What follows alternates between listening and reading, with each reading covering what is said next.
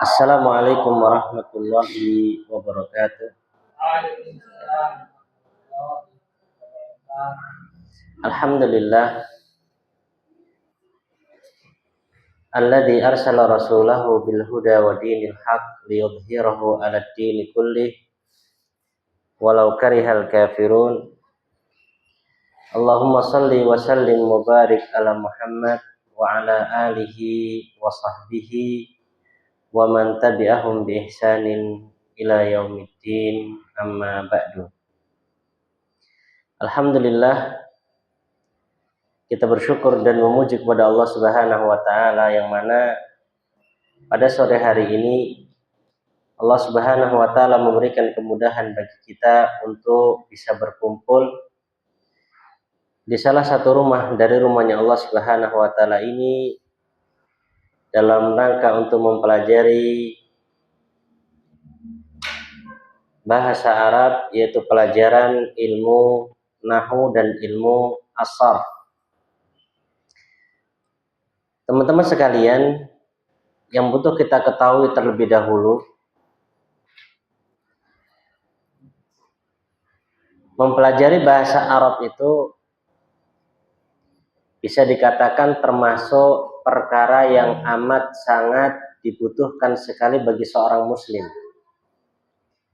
Bahkan bisa dikatakan termasuk perkara yang doruri bagi seorang muslim untuk mempelajari bahasa Arab.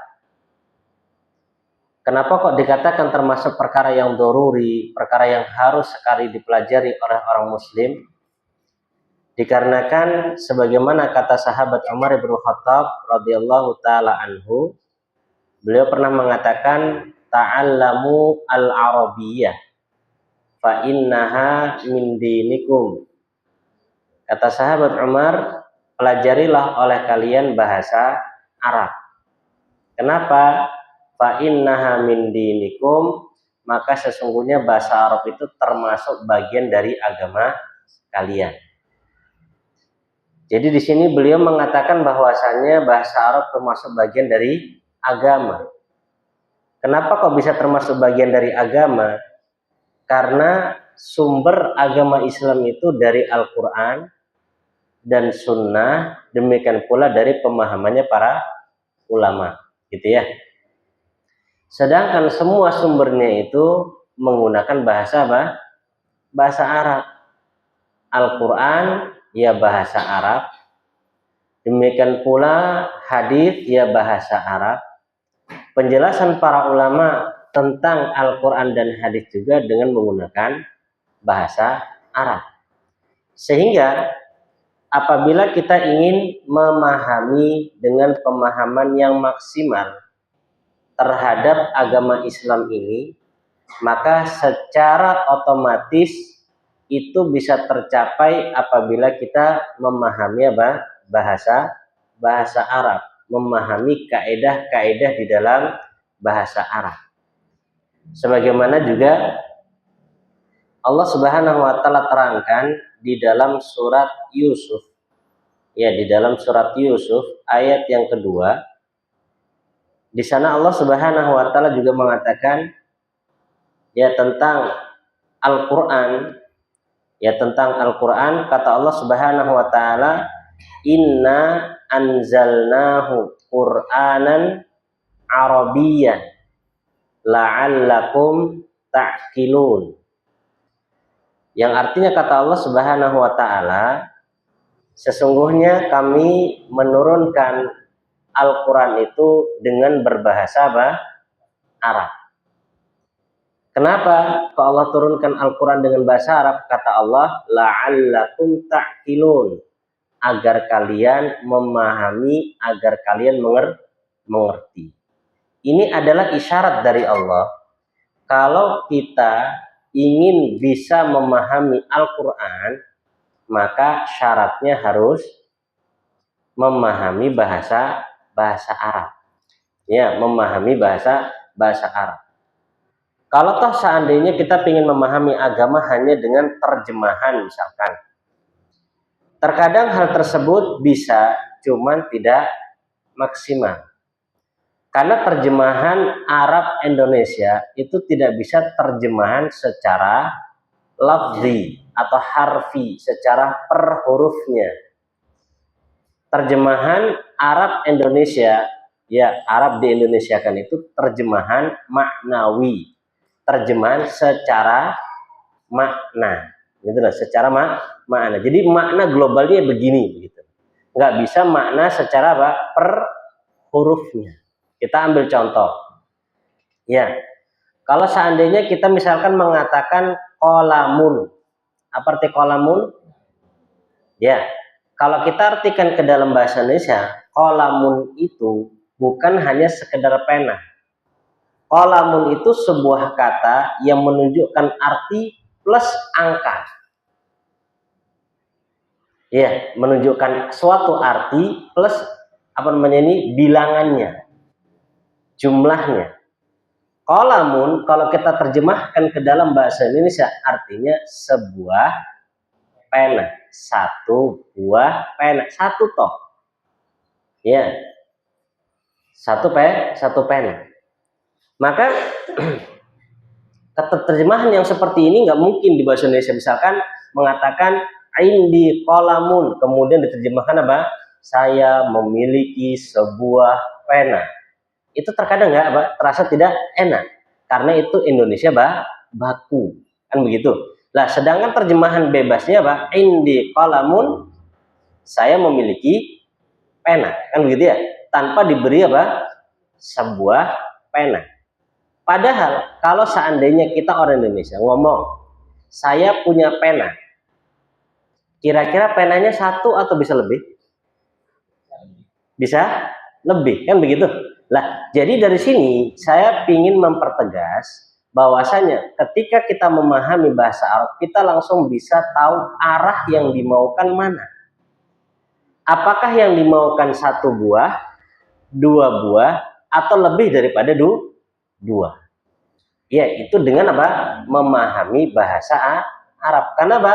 Bahasa Arab penunjukannya itu sudah jelas, gamblang, dan pasti. Ya, tidak ada kebimbangan, keraguan sama sekali. Penunjukannya sudah pas. Contoh lagi ya. Di dalam bahasa Arab kita pakai huwa, artinya apa? Dia. Dia itu kan sebuah kata plus menunjukkan jenis. Ya, huwa, dia, ya tiga jadi ya, menunjukkan arti, menunjukkan jenis plus jumlah, kan begitu. Huwa artinya dia seorang laki-laki plus menunjukkan apa? Ghaib. Ya, kalau orang Indonesia dia itu kemungkinannya banyak itu.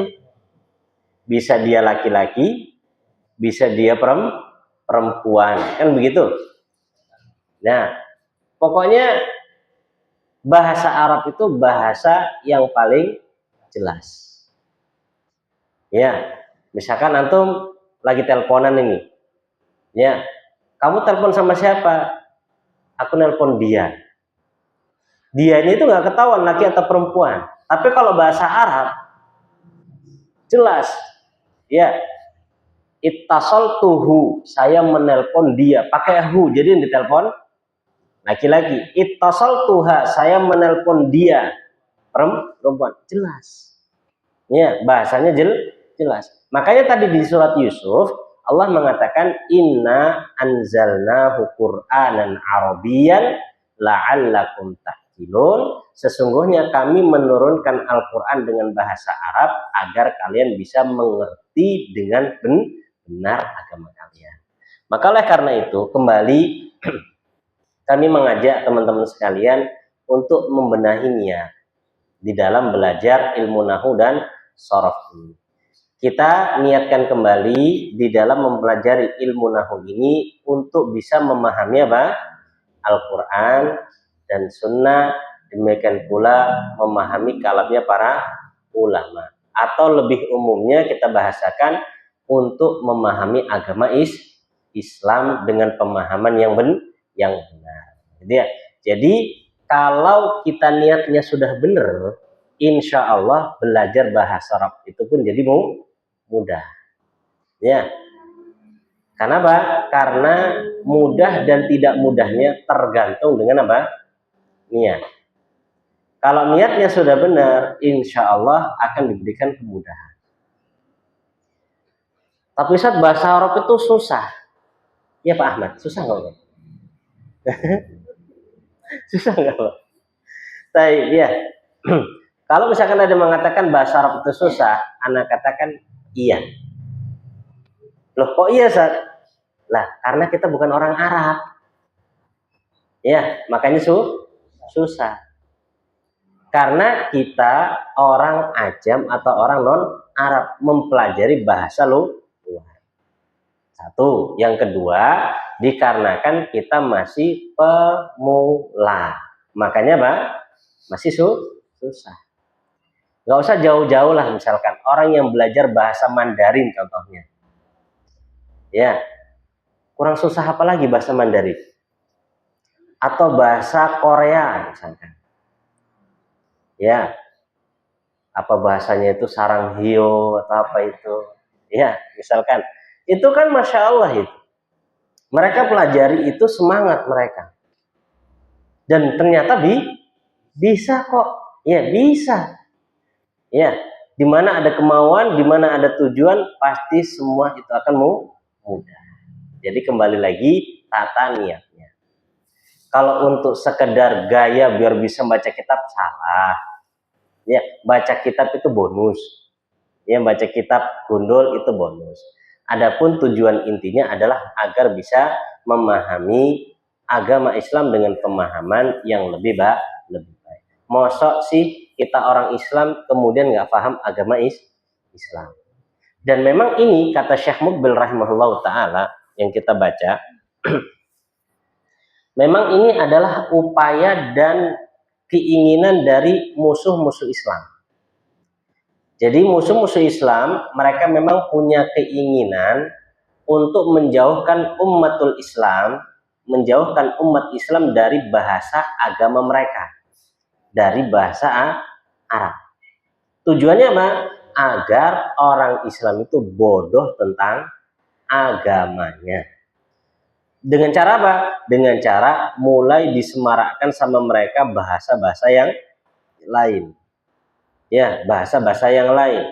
Sehingga kaum muslimin, abnaul muslimin, anak-anak kaum muslimin, mereka lebih fokus kepada bahasa lain, lebih lebih giat untuk mempelajari bahasa lain, dan mereka terlalaikan dari mempelajari bahasa Arab. Sehingga apa? Akibatnya kaum muslimin mudah dibodoh-bodoh. Ya, kenapa? Dikatakan oh ini Al-Quran masih ada kebimbangan, akhirnya bingung. Ya, nah jadi kurang lebih seperti itu ya. Pertama, belajar bahasa Arab itu termasuk dari bagian agama, jadi kita harus bersemangat untuk mempelajarinya. Yang kedua, benahi lagi niat di dalam belajar. Ya, dan anak katakan tidak ada sesuatu yang langsung mudah, itu nggak ada. Semuanya butuh proses. Ya, butuh proses. Nggak ada langsung mudah. Sekarang, apa sih yang instan di dunia ini? Mie instan contohnya. Ya, mie instan nggak mulut sih? Hah? Boten. Nggak ada instan tuh, nggak ada, masih butuh proses. Kecuali memang sampai lesu teman. Langsung main remet itu digabung. Dimasukkan apa namanya bumbunya langsung. Nah, yang nggak ada instan langsung tuh butuh proses. Ya, jadi di tengah jalan nanti misalkan kok ternyata merasa berat, silahkan sampaikan ke kami. Ya, Ustadz ini penjelasannya terlalu berat Ustadz, kayaknya butuh dikurangi levelnya, kita kurangi. Ya, kalau misalkan ternyata kok ngomongnya anak terlalu cepat gitu, nanti bisa di setting lagi agak pelan, begitu ya. Nah, diberhentikan. Jadi insya Allah rencana kita sebagaimana kita sampaikan sama teman-teman sebelumnya, untuk belajar bahasa Arab ini kita usahakan paham. Ya, kita usahakan paham, bukan hanya sekedar selesai. Jadi untuk selesai berapa tahun, ya jalani aja. Ya, dijalani. Kalau misalkan targetnya 2 hari hatam, ya itu hatam bener. Ini ya, hatam bener hatam, gitu ya. Tapi kita di sini lebih menargetkan kepada pemahaman. Kalau toh nanti seandainya teman-teman sekalian kok masih bingung tentang pembahasan tersebut, disampaikan aja, nggak usah malu. Dan ini yang butuh Anda ingatkan kembali, belajar bahasa Arab kan sudah susah nih. Jangan malu. Ya, malu bertanya pusing. Bener. Malu bertanya pusing. Anak punya teman, anak punya teman dulu. Ketika kita belajar sama-sama belajar bahasa Arab, anak tahu dia tuh nggak paham belajar bahasa Arab, itu dia nggak paham. Ketika dijelaskan guru nggak paham. Kan orang kalau nggak paham kan kelihatan wajahnya. Wajahnya itu banyak apa namanya? Ya, banyak tanda tanya, banyak kunang-kunang di kepalanya. Ya, jadi dia nggak paham. Kemudian ketika ditanya guru, jawabannya apa? Paham. Ya, setiap kali ditanya paham. Akhirnya apa? Tekanan mental bagi dia sendiri. Karena sekali nggak paham, kalau nggak langsung di-clearkan, nggak langsung diselesaikan, akan tambah apa? Masalah. Terus lagi, tambah masalah. Semakin banyak. Akhirnya mulai ada pemikiran, kayaknya saya ini malah mengganggu yang lain. Dia, kayaknya saya ini memang tidak bisa. Maka ya nanti tengah jalan nggak usah malu. Kita insya Allah di sini semua sama-sama baru pemula, baru belajar. Jadi jangan malu-malu untuk bertanya, ya, atau misalkan butuh dijelaskan ulang, bilang Ustaz kayaknya butuh dijelaskan ulang, kita jelaskan ulang. Dan teman-teman yang lain insya Allah pun ya hendaknya saling memahami dan saling mendukung satu dengan yang lain. Baik. Insyaallah ta'ala sebagaimana yang kita rencanakan, kita akan belajar ilmu nahu dan ilmu sorof. Jadi 2 kitab langsung sekali pertemuan. Ini tingkatannya untuk ma'rifat beneran ini. Masya Allah ini. Sekali pertemuan langsung 2 kitab gitu ya. Nah, jadi kitab kita belajar nahunya, demikian pula belajar sorof.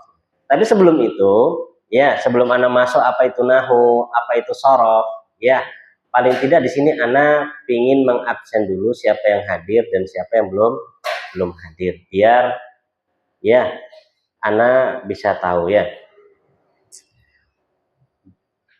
Kalau bapaknya kan kelihatan ini gampang nih lihat ini. Baik ya. Untuk ibu-ibu yang baru, sebelumnya Anda sampaikan dulu, nanti mungkin pada suatu waktu Anda akan kemari, ya, Anda akan nulis di papan tulis, ya, tapi posisi Anda tetap apa menghadap ke mana ini? Ke papan tulis, gitu ya, papan tulis. Jadi dari sekarang Anda minta izin, nanti pada suatu waktu Anda masuk ke area jenengan di sana ya.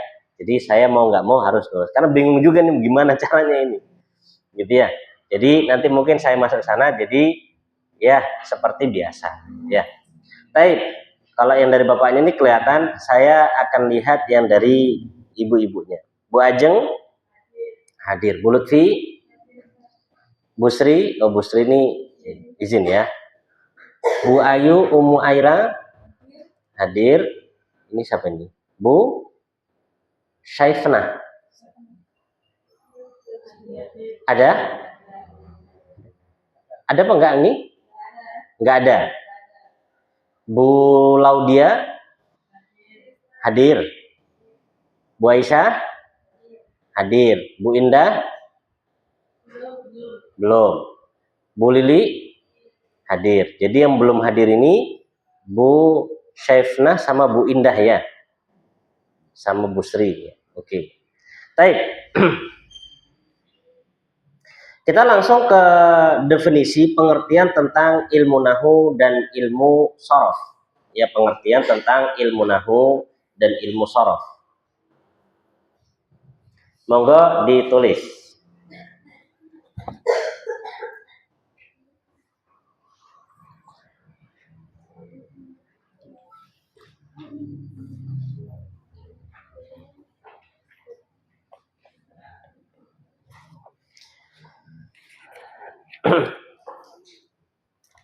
Yang pertama adalah ilmu nahwu.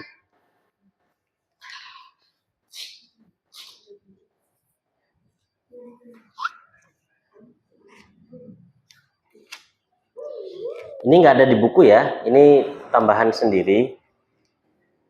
Sengaja Anda sampaikan definisinya supaya kita mengerti nahwu itu apa. Jangan sampai kita belajar ilmu nahwu tapi ternyata kita nggak ngerti apa itu nahwu. Ini ya. Maka di sini kita kenalan dulu dengan ilmu nahwu. Ya, karena kalau tak kenal maka nggak paham. Nggak kenal maka nggak paham.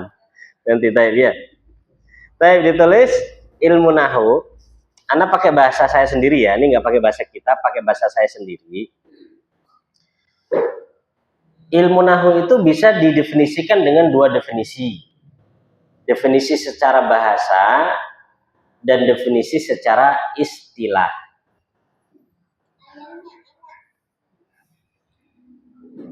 Definisi secara bahasa dan definisi secara istilah.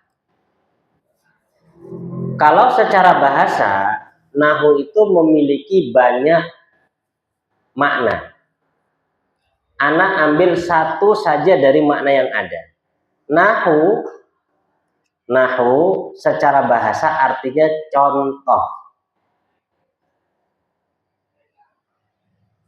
atau misal, gitu ya. Contoh atau misal, sama sebenarnya nahwu, contoh. Jadi dari definisi bahasa ini nanti kita akan diajari tentang contoh-contoh kata di dalam bahasa Arab. Kemudian kita diminta juga untuk membuat contoh. Maka kalau orang belajar ilmu nahwu nggak bisa mencontohkan, orang sempurna. Jadi dari sini sudah jelas ya, bakal ada PR buat contoh. Adapun secara istilah, ini definisi yang kedua, secara istilah,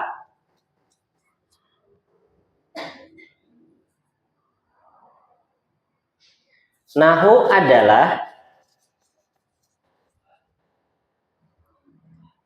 ilmu tentang kaidah. Ya, ilmu tentang kaidah.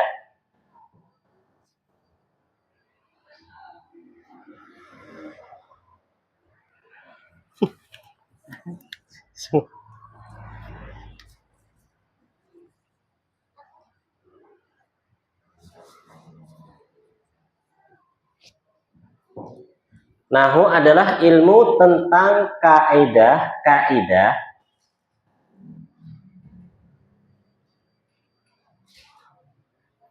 yang diambil dari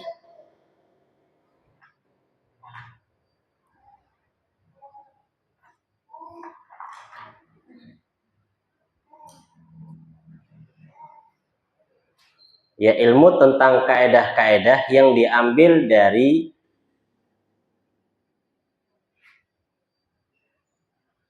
bahasa Arab atau dari kalimat Arab.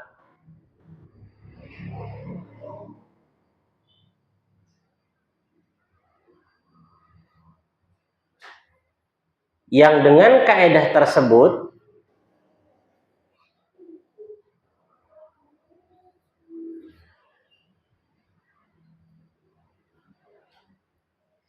kita bisa mengetahui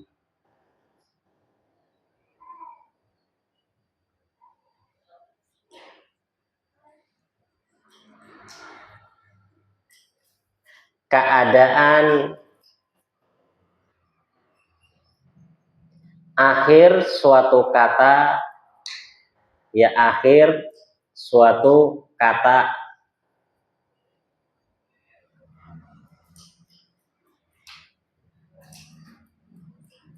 coba diulangi Pak Anto.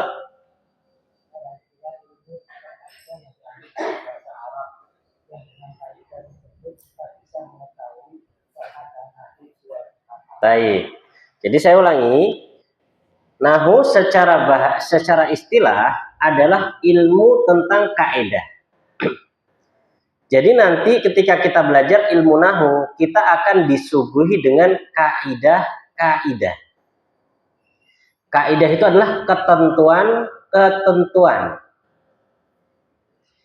Ya, kaidah itu ketentuan-ketentuan. Yang mana kaidah ini diambil dari bahasa Arab. Yang mana dengan kaidah tersebut kita nanti bisa mengetahui tentang keadaan akhir suatu kata. Kita ambil contoh. Seperti kita misalkan ambil kata Muhammad, gitu ya, Muhammad. Lah, ilmu nahu nanti akan mengajari kita tentang suatu keadaan atau ketentuan kapan Muhammad itu dibaca Muhammadun, kapan dibaca Muhammadan, dan kapan dibaca Muhammadin. Demikian pula kita akan diajari tentang kenapa kok dibaca Muhammadun, kenapa kok dibaca Muhammadan, dan kenapa kok dibaca Muhammadin. Sudah. Atau misalkan yang lain nanti kita akan diajari tentang kaidah atau ketentuan kapan dibaca kitabun dengan dhammatain dan kapan dibaca kitabu dengan dhammah saja tanpa tanwin. Sudah ya. Lah, inilah ilmu nahu. Jadi dari definisi ini dapat kita ambil pemahaman bahwasanya nahu itu jadi membahas tentang kaidah. Ya, membahas tentang kaidah. Yang mana kaidah ini diambil dari mana? Bahasa Arab. Jadi jelas diambil dari bahasa Arab. Jadi kalau misalkan nanti belajar nahu kok semuanya contohnya Arab. Ya gimana lagi, memang belajar nahu. Kaidahnya diambil dari bahasa Arab. Kemudian fungsi dari kaidah tersebut adalah apa? Untuk mengetahui tentang keadaan ya akhir suatu kata. Akhirnya ya, jadi misalkan kalau kata kitabun tadi keadaan baknya, kalau Muhammadun keadaan dalnya, itu nahu. Sebenarnya simpel aja nahu itu. Ya, simpel, cuman satu huruf aja tugasnya. Ya, cuman huruf akhir. Kapan dibaca kitabun, kitaban, kitabin, kitabu, kitaba, kitabi. Itu ilmu nahu. Lah, karena ilmu nahu itu adalah tentang kaidah, maka mau nggak mau kita nanti harus apa? Menghafalkan kaidah tersebut. Kaidah tadi kan Anda katakan ketentuan, atau mungkin kalau di jalan raya namanya apa? Peraturan rambu-rambu. Nah, itu sama sebenarnya. Nah, kalau misalkan jenengan naik motor nggak tahu rambu-rambu yang harusnya satu arah kemudian dilewati, ya selesai. Maka sama. Gitu ya, sama. Jadi belajar nahu ini jadi kita belajar tentang rambu-rambu, ketentuan-ketentuan, gimana sih kalimat Arab itu bacanya? Gitu loh. Ya sama seperti kita orang Indonesia kan ada juga kaidah bahasa Indonesia. Cuman Indonesia ini Masya Allah sedikit dia. Cuman S, P, O, K. Selesai. Itu apa namanya? Secara umumnya. Tapi di dalamnya nanti banyak itu. Ada yang namanya apa? Kalimat majmu ini, majmu itu. Ya, urutan-urutannya sama. Pernah Anda bandingkan antara nahu dengan belajar bahasa Indonesia? Hampir sama, cuman beda istilah saja. Ya, di dalam bahasa Indonesia ada namanya SP, dalam bahasa Arab juga ada SP. Di dalam Indonesia ada O, di bahasa Arab juga ada O. Di dalam bahasa Indonesia ada K, di Arab juga sama ada K. Cuman beda istilah saja. Dan nanti kita akan menggunakan dua bahasa, Arab kita pakai istilahnya, Indonesia juga pakai untuk memudahkan difahami. Dia memudahkan untuk difahami. Jadi ilmu nahwu seperti itu. Jadi ilmu nahwu ini kalau kita tarik sejarah, itu mulai dibuat bukan di awal-awal Islam, bukan. Karena di awal-awal Islam bahasa Arabnya itu bahasa Arab masih apa? Fusha semua, bahasa Arabnya masih benar semua. Mulai terjadi perubahan-perubahan itu ketika mulai banyak kemenangan-kemenangan kaum muslimin terhadap negara-negara tetangga, yang negara tersebut termasuk negara negara ajam. Ya, negara ajam, non Arab, bukan orang Arab. Akhirnya mereka bergabung sama orang Arab. Nah, disitulah mulai bahasa Arab mulai tercemari dengan bahasa-bahasa yang lain. Lah, di saat itulah muncul seseorang yang namanya Abul Aswad Ad-Du'ali. Muncul seseorang yang namanya Abul Aswad Ad-Du'ali. Mengeluhkan hal itu kepada Amirul Mukminin, ya, Ali bin Abi Thalib radhiyallahu taala. Ini kisah yang masyhur, mengeluhkan tentang ya banyaknya lisan-lisan orang-orang yang sudah mulai berubah. Akhirnya setelah itu Ali bin Abi Thalib memberikan beberapa contoh kepada beliau Abul Aswad Ad-Du'ali. Kemudian kata Ali radhiyallahu taala, unhu hadan nahwa. Buatlah contoh seperti contoh ini. Ya, ajarkan mereka lah contoh ini. Akhirnya ilmunya dikenal dengan ilmu nahwu. Karena Ali bin Abi Thalib mengatakan unhu, buatlah contoh seperti contoh ini. Jadi seperti itu, mulai ada perubahan baru dibuatlah kitab-kitab tentang ilmu nahwu dan ilmu sorof. Pencetusnya yaitu tadi Abul Aswad Ad-Du'ali, baik nahunya maupun sorofnya. Tapi kemudian setelah itu berkembang sampai di zaman kita sekarang. Ya, dan banyak juga tulisan-tulisan kitab-kitab yang menjelaskan tentang nahwu dan sorof.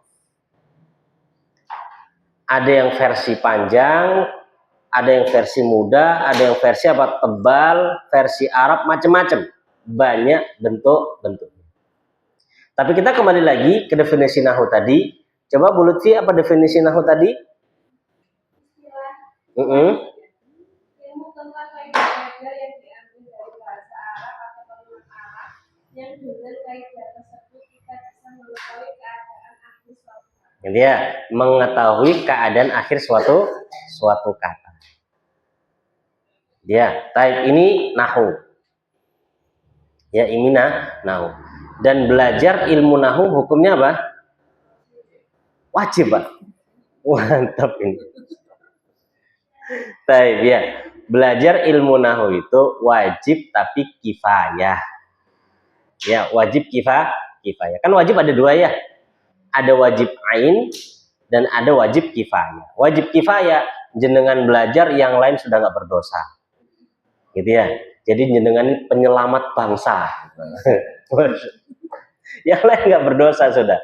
Tapi kalau nggak ada yang belajar sama sekali, semuanya berdosa, gitu ya. Baik. Jadi hukumnya wajib kifayah. Wajib kifayah. Makanya pernah Imam Syafi'i rahimahullah taala, beliau mengatakan sepantasnya, selayaknya bagi seorang muslim untuk berusaha mempelajari ilmu nahwu semampunya. Jadi beliau memang memberikan motivasi kepada kaum muslimin untuk berupaya semampunya, semaksimal mungkin untuk bisa memahami bahasa Arab. Ya, kembali lagi ke permasalahan kita pertama, karena ini termasuk bagian dari agama. Jadi ya, termasuk dari bagian agama. Baik. Kemudian Di antara faedah mempelajari ilmu nahwu, ya di antara faedah mempelajari ilmu nahwu, di antara faedahnya yang pertama jelas untuk bisa memahami Al-Quran dan Sunnah. Faedah dari mempelajari ilmu nahwu adalah untuk bisa memahami Al-Quran dan Sunnah. Yang kedua, untuk bisa menjaga lisan dari kesalahan di dalam berbahasa. Menjaga lisan dari kesalahan di dalam berbahasa.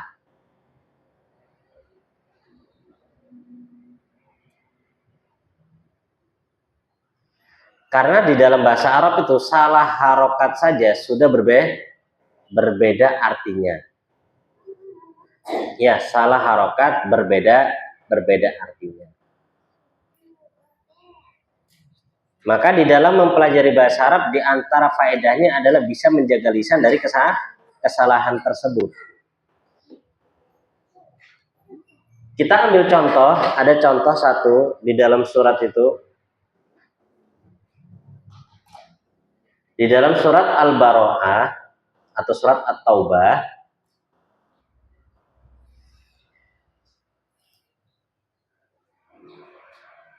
ayat yang ketiga. Jadi ini kisahnya Umar bin Khattab radhiyallahu taala anhu pernah lewat suatu malam melewati pemukiman kaum muslimin. Kemudian beliau mendengar salah seseorang membaca surat At-Taubah tadi sampai kepada ayat ini. Maaf nih, saya ke sebelah.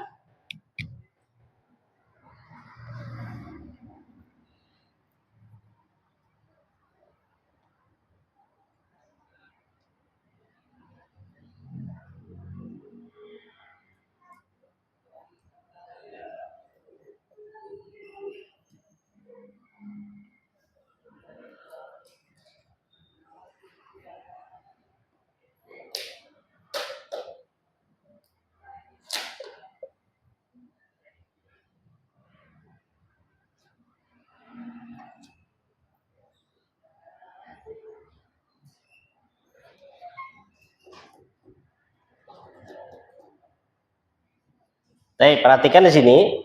Jadi ketika Umar bin Khattab radhiyallahu taala anhu melewati orang tersebut, orang tadi membaca ayatnya begini, Annallaha bari'un minal musyrikina wa rasulihi. Permasalahannya di sini. Kalau di ayat Al-Qur'annya itu kalimatnya wa rasuluhu. Ya, lah orang tadi membacanya Annallaha bari'un minal musyrikina wa rasulihi dengan kasroh, mengkasroh lam. Lah, kembali kepada pembahasan kita tadi, bahwasannya mempelajari bahasa Arab itu berusaha dan upaya dari kita untuk bisa menjaga lisan. Karena kalau dibaca wa rasulihi dengan kasroh, maka artinya Annallaha, bahwasanya Allah itu bariun, berlepas diri, minal musyrikina, dari orang-orang musyrikin, wa rasulihi, dan berlepas diri pula dari rasulnya. Benar apa salah? Salah. Ya, Allah nggak berlepas diri dari rasulnya, Allah berlepas diri dari orang musyrikin. Makanya kalau dibaca wa rasulihi secara otomatis artinya berlepas diri dari Allah, berlepas diri dari orang musyrikin dan berlepas diri dari rasul. Itu kalau di kasroh. Kalau di dhammah artinya sesungguhnya Allah berlepas diri dari orang-orang musyrikin dan rasulnya juga berlepas diri. Beda nggak? Beda. Perbedaannya cuma terletak di mana? Harokat kasroh dengan dhammah, tapi artinya bainas sama, antara langit dan Sumur bur. Kalau sumur bur masih dalam lagi tuh. Jadi bedanya lebih jauh gitu loh. Maka dengan mempelajari bahasa Arab atau mempelajari ilmu nahwu kita bisa menjaga dari kesalahan seperti ini. Contoh lagi, anak kasih contoh. Biar kita terbayang tentang bahasa Arab ini. Contoh lagi, misalkan Ana buat kalimat begini. Ini bukan ayat ya, ini kalimat biasa.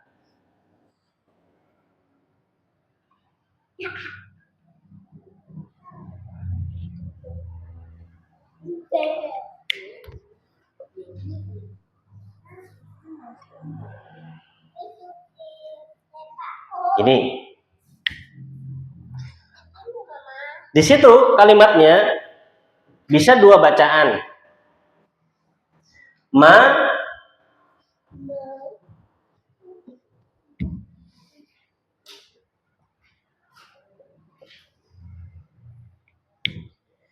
Bisa dibaca ma ajmalas sama.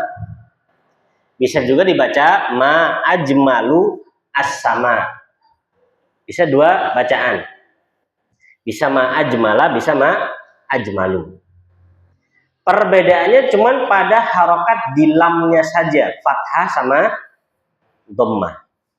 Tapi artinya kalau dibaca dhammah, artinya ma apakah ajmalu yang paling indah dari langit. Apa yang paling indah dari langit, Pak Anto? Bintang, kan itu ya. Jadinya Pak, pertanyaan. Kalau dibaca dhammah. Apa yang paling indah dari langit? Tapi kalau kita baca fathah, maka artinya ma ajmalas sama, betapa indahnya langit. Artinya kagum. Ya. Beda nggak? Beda. Padahal perbedaannya cuma di mana? Harokat dhammah ke fathah. Makanya di dalam belajar bahasa Arab itu atau dalam belajar ilmu nahwu kita bisa menjaga kesalahan yang seperti ini. Ya, kesalahan yang seperti ini. Karena kalau kita salah ngomong, pinginnya tanya ini. Ya, pingin tanya apa yang paling indah dari langit, tapi ngomongnya Mbak pakai fathah, ma ajmalas sama. Orang yang denger naam gitu aja. Ya, iya. Lah, yang kita nanya tambah bingung, kok malah iya kita tanya kok malah jawabannya iya kan gitu, tambah bingung. Lah, kesalahannya di mana? Karena kita salah ngomong. Gitu ya, salah ngomong. Dan ini pernah terjadi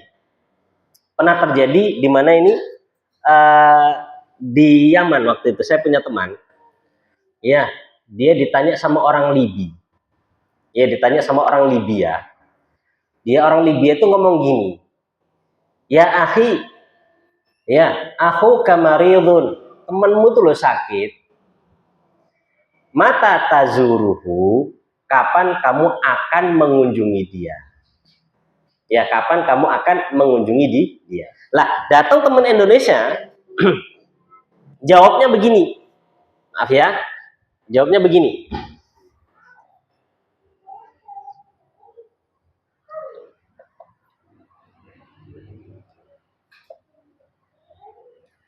Ya, zurtuhu ghodan. Apa artinya Bu Aisyah zurtuhu ghodan? Zara yazuru ziyaratan, artinya apa? Mengunjunginya. Zurtuhu ghodan jadi apa? Tayyib. Itu maunya kita orang Indonesia. Saya akan mengunjunginya besok. Kan begitu. Tapi di dalam bahasa Arab, zur atau zaro itu fi'il madhi. Fi'il madhi itu maknanya dia apa? Lampau, telah. Ya, jadi zurtu saya telah mengunjunginya. Ghodan, besok. Ya, saya telah mengunjunginya besok. Orang Libya itu mukanya langsung berubah itu. Asal orang Libyanya ngomongnya, "Hei, gimana caranya untuk mengunjunginya itu?" Telah mengunjungi tapi apa? Besok. Telah kok masih besok itu gimana katanya itu? Ya, lah orang Indonesia ini nggak paham salahnya di mana. Ya zurtuhu gitu aja. Nah, ya. Padahal maunya apa? Saya akan kunjungi. Cuman dia pakai fiilnya fiil madhi. Akhirnya apa? Salah paham. Ya, salah paham. Jadi ini diantara faedah mempelajari bahasa Arab atau nahu agar nggak salah kayak gini. Ya. Dan ada kisah lagi teman Indonesia juga. Teman Indonesia juga dia. Diajak ke rumah orang Yaman. Ya, diajak ke rumah orang Yaman. Sebelum sampai rumahnya, ya, kata orang Indonesia itu begini.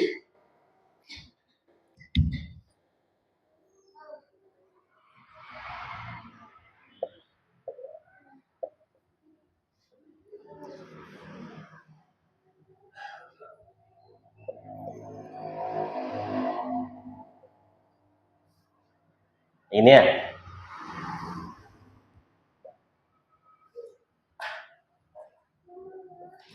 Orang Indonesia ngomongnya yang ini. Ya. Perhatikan.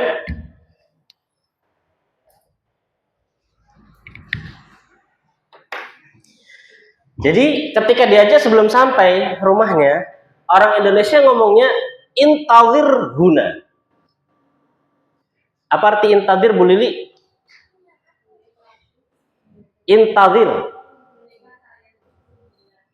Tunggulah, kan gitu ya. Intawir, tunggulah huna, di sini. Orang Yaman bingung. Kata orang Yaman, itu loh rumah Ana di depan. Ayo, lah intawir huna.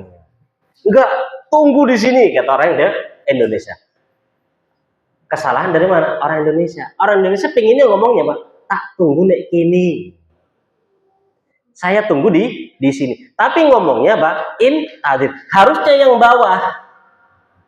Harusnya antawir huna. Saya tunggu di sini. Cuman beda harokat aja, satu kasroh, satu fathah.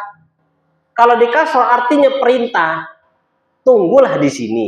Tapi kalau di fathah artinya saya akan tunggu di sini. Jadi maunya orang Indonesia, aku sungkan mau ke rumahmu, tak tunggu di sini saja. Tapi ngomongnya salah. Akhirnya apa? Orang Yaman pun bingung. Ya, orang Yamannya bingung. Lah, ini dari fungsi mempelajari bahasa Arab, nahu dan sorof supaya bisa menjaga dari kesalahan. Dan ini banyak ini kesalahan. Makanya orang kalau nggak ngerti nahu baca salah itu dalam Al-Quran itu kan ada salah yang khafi, ada salah yang jali. Ada lahnun khafi dan ada lahnun jali. Kalau lahnun jali itu adalah kesalahan yang fatal yang merubah arti. Ya, merubah arti. Lah itu yang harus dijaga. Ya, ini ilmu nahu. Ilmu nahu ya, ilmu nahu. Tapi sampai sini ada yang ditanyakan? Ada? Aman ya? Oh, masih aman. Mudah-mudahan sampai akhir aman terus ya. Gitu ya. Baik. Lah, sekarang kita masuk ke dalam definisi ilmu sorof. Ke dalam definisi ilmu sorof. Kalau untuk ilmu sorof, kita langsung buka saja kitabnya. Langsung dibuka aja kitabnya.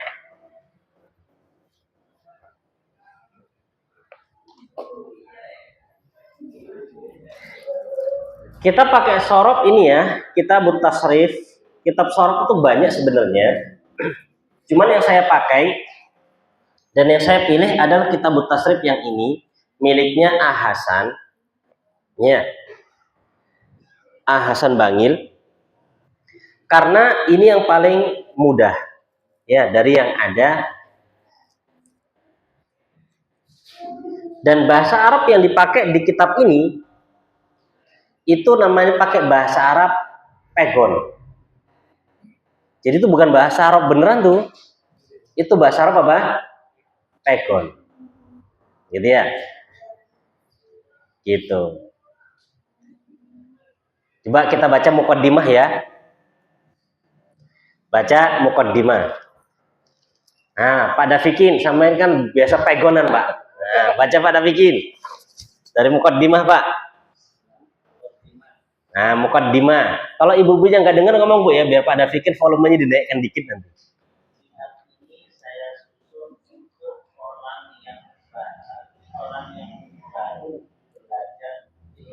Nah, ini kan kata beliau. Kitab ini, ya, kitab ini memang dibuat oleh beliau, disusun sama beliau untuk orang yang baru belajar ilmu sorof. Jadi pas sama kita ini.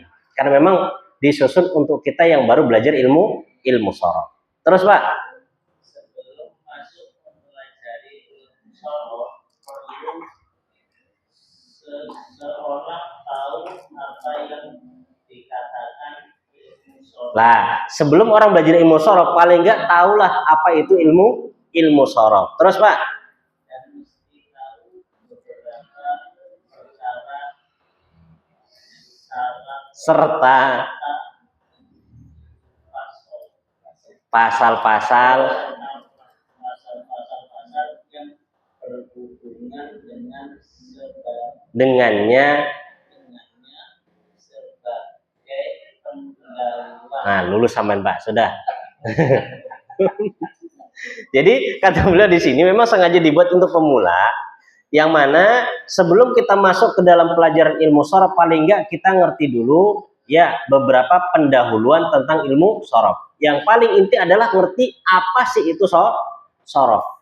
Ya, apa itu ilmu sorof. Gitu ya. Baik. Monggo Pak Dafikin. Oh, masih lanjut Pak Dafikin, tenang Pak Dafikin. Tadi kan lulus yang atas Pak, yang bawah belum. Ilmu sorof. Sekarang beliau akan masuk tentang definisi ilmu sorof. Nah, ilmu sorof. Jadi ilmu artinya pelajaran. Jadi kalau ilmu sorof, pelajaran sorof. Apa itu Pak sorof Pak? Sorof itu asal artinya memalingkan. Nah, sorof itu asal artinya memalingkan. Ya, memalingkan. Jadi memalingkan satu kata kepada beberapa bentuk. Nanti. Jadi asal kata yang namanya sorof itu memalingkan. Misalkan Anda ngomong sorifhu, palingkan dia.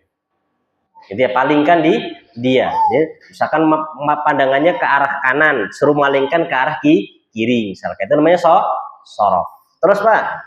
Tetapi terkenal di dalam urusan bahasa Arab ialah. Nah, ialah titik. Ini mulai definisinya. Jadi kalau di dalam bahasa Arab terkenal dengan nama apa? Monggo Pak. Ialah satu ilmu yang menerangkan hal memalingkan satu kalimat kepada beberapa rupa dan sifat buat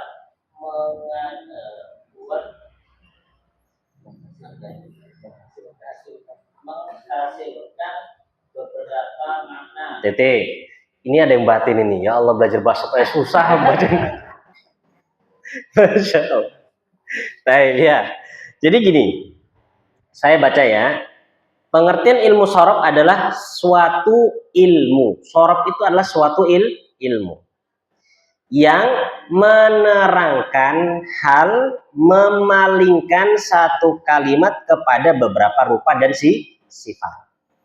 Jadi nanti belajar ilmu sorof itu belajar untuk memalingkan atau merubah-rubah suatu kata kepada beberapa bentuk. Tujuannya apa? Ya, tujuan memalingkan kata-kata tersebut adalah buat menghasilkan beberapa makna. Ya, buat menghasilkan beberapa makna. Jadi nanti dalam ilmu sorof itu ada perubahan dari satu kata kepada kata yang lain. Dan setiap perubahan itu akan memiliki makna yang berbeda-beda. Ya, memiliki makna yang berbeda-beda. Seperti apa Pak? Monggo Pak. Seperti nasoro. Nah, seperti kata nasoro, ini kan kata pertamanya. Nasoro, terus dipalingkan kepada kata yang suruh. Berubah nggak nih? Berubah. Terus dirubah lagi jadi nusiro, terus yunsoru, terus nasirun, terus mansurun, terus unsur, latansur, dan sebagainya. Masih panjang Pak, ini makanya dan sebagainya. Gitu ya. Nah, lihat ini, kalau kita lihat asal katanya nun, sod, sama ro. Cuman harokatnya dan bentuknya berubah-ubah. Yang pertama, nasoro, itu artinya telah menolong. Dirubah menjadi yang suruh, sedang atau akan menolong. Sedang atau akan menolong. Kalau tadi kan telah dirubah kepada bentuk lain, berubah lagi artinya menjadi apa? Sedang atau akan menolong. Nusiro artinya telah ditolong. Kalau nasoro kalau ini di. Yunsoru sedang atau akan ditolong. Nasirun orang yang menolong. Mansurun orang yang ditolong. Unsur tolonglah.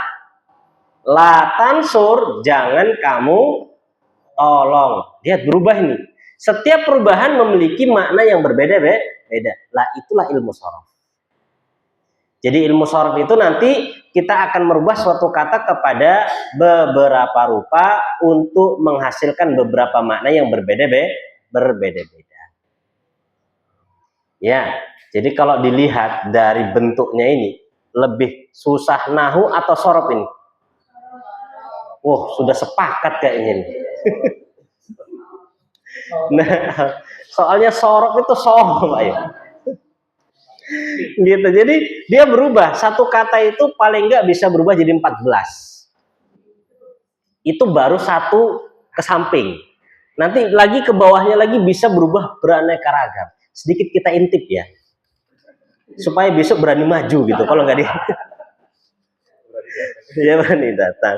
Tapi bisa diintip dulu, dilihat dulu. Coba dibuka halaman berapa ini ya.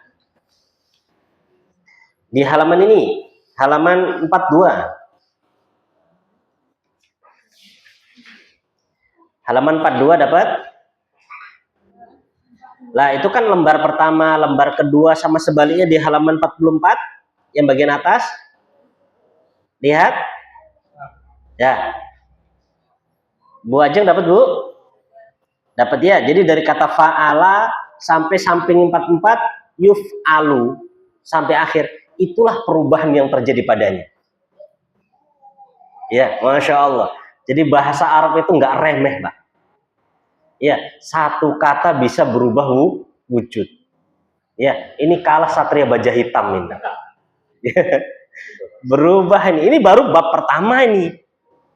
Ya, baru bab pertama. Masih di belakang itu kuandel, Pak Igo. Ya. Baik ya, udah jangan lama-lama ngintipnya nanti malah lari. Kembali ke belakang lagi. Nah, kembali ke permasalahan kita. Jadi sorof itu adalah ya suatu ilmu tentang memalingkan. Memalingkan suatu kata, suatu kalimat kepada beberapa bentuk.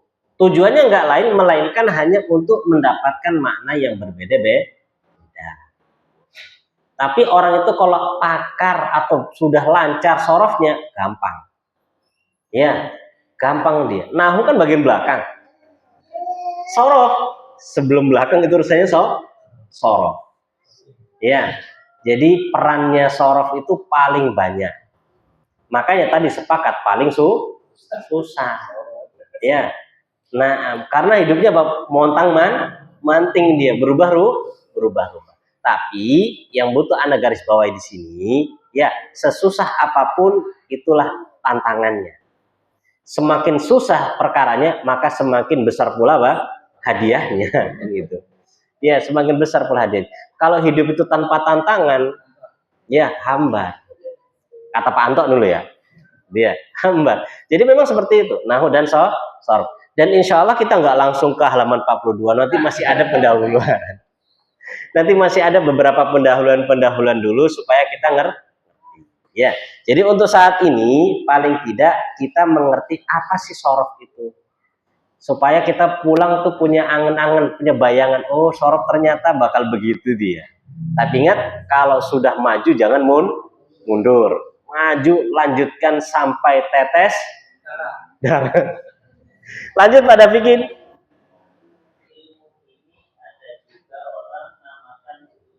Nah, ada juga yang namakan ilmu tasrif. Jadi ada yang belajar namanya ilmu sorof, ada yang namanya ilmu tasrif, sama saja itu. Ya, sama saja. Antum belajar apa? Belajar sorof. Belajar apa? Tasrif. Enggak, sorof kok, bukan tasrif. Sama. Ya, pernah soalnya terjadi ini. Ada temen itu ditanya, antum belajar apa? Antum belajar tasrif enggak di pondok? Enggak, anda enggak belajar tasrif, anda belajarnya sorof. Loh, antum enggak ada jadi tasrif? Enggak, anda cuma belajar sorof. Padahal sama, gitu ya, sama. Mau namakan tasrif, ya sama, sorof juga sama. Lanjut pada fikih. Apa Pak?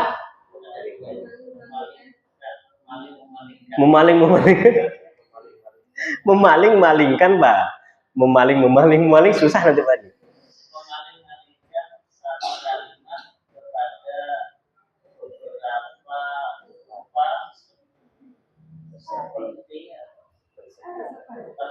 Tersebut, gitu ya, seperti tersebut.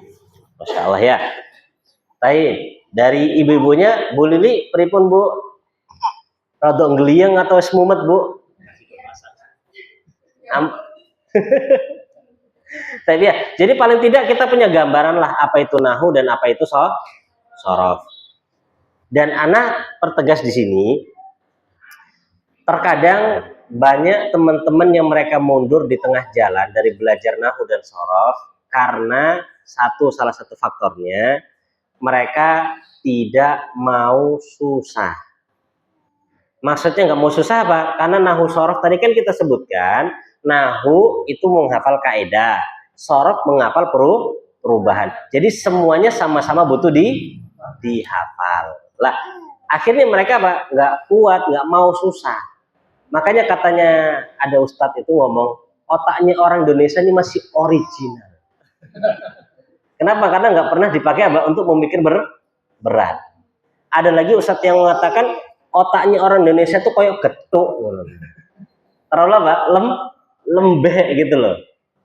Lah kenapa? Karena memang nggak pernah dia diasah untuk seperti itu.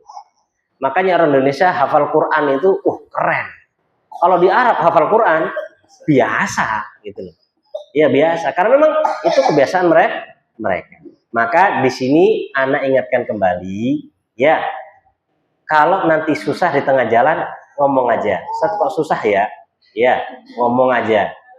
Pokoknya jangan melambaikan apa namanya bendera putih menyerah, jangan. Ya, bilang nanti kita akan cari solusi. Ya, cari solusinya gimana nih yang lebih bagus. Dan ngafalkan nanti untuk sorof nggak langsung satu semua gitu, enggak. Ya paling nggak kita satu baris dulu hafal, besok lagi. Nggak apa-apa, lama-lama nggak apa-apa. Walaupun judul kitabnya nahu, apa judulnya? Ilmu nahu, praktis sistem belajar 40 jam. Kita buat 40 tahun gitu. Gitu. Jadi ini kan cuma kitabnya saja, adapun prakteknya kan terserah kita gitu ya. Nah, jadi kita insya Allah akan pelan. Jadi nanti kalau misalkan bingung atau misalnya ngomong aja, dan insya Allah kita akan carikan solusi, carikan cara. Karena memang beda ya antara bapak-bapak, ibu-ibu yang sudah berkeluarga dengan santri yang belum mikir macam-macam, gitu ya. Enak dikasih ini saut ini ya. Nah, ini belajar awal bulan. Ya, pikir wah ini token listrik entek ini. Ya, belum lagi belajar wah ini udah maghrib ini belum masak ini. Gitu ya. Jadi insya Allah nanti kita akan cari solusi bagaimana supaya kita sama-sama bisa. Yang terpenting adalah saling terbuka satu dengan yang lain, jangan dipendem sendiri. Ya, nanti jadi polo pendem. Nah, jadi jangan dipendam sendiri diomongi. Saat ini kok susah nih, tolong dijelaskan lagi. Terbuka aja. Insya Allah kita akan sama-sama berusaha mencari solusi. Gitu ya. Wallahu taala alam bisawab. Mungkin ini yang bisa kita sampaikan. Barangkali ada masukan, ada arahan, atau mungkin ada saran, monggo. Masih ada waktu sedikit. Pak Ahmad, pripun Pak? Sementara belum ya Pak. Semoga seterusnya juga. Bu Ajeng, aman? Aman ya. Tenang Bu, nanti ada PR lagi kok, tenang aja. Baik ya. Jadi insya Allah tetap sedikit demi sedikit ya. Gitu ya, sedikit demi sedikit. Mungkin kalau Anda pribadi, meskipun kita hanya membahas satu permasalahan sehari saja, ya, dan antum paham itu lebih bagus ketimbang banyak, tapi apa? Nggak paham. Sama seperti hari ini, kita hanya bahas satu definisi nahu, definisi sorob. Adapun yang lainnya itu kan hanya sekedar apa? Ya, sekedar tambahan, ya, tambahan pencerahan gitu saja. Ya, tapi intinya nahu sorob definisinya seperti itu. Yang lain aman ibu-ibunya? Masih aman ya? Ya, kalau nggak aman pencet belnya. Wallahu taala alam bisawab. Kalau masih aman, insya Allah kita cukupkan sampai di sini dulu, dan insya Allah kita akan lanjutkan pekan depan. Insya Allah kita akhiri dan kita tutup dengan doa kafaratul majelis. Subhanaka wa bihamdik, asyhadu an la ilaha illa anta, astaghfiruka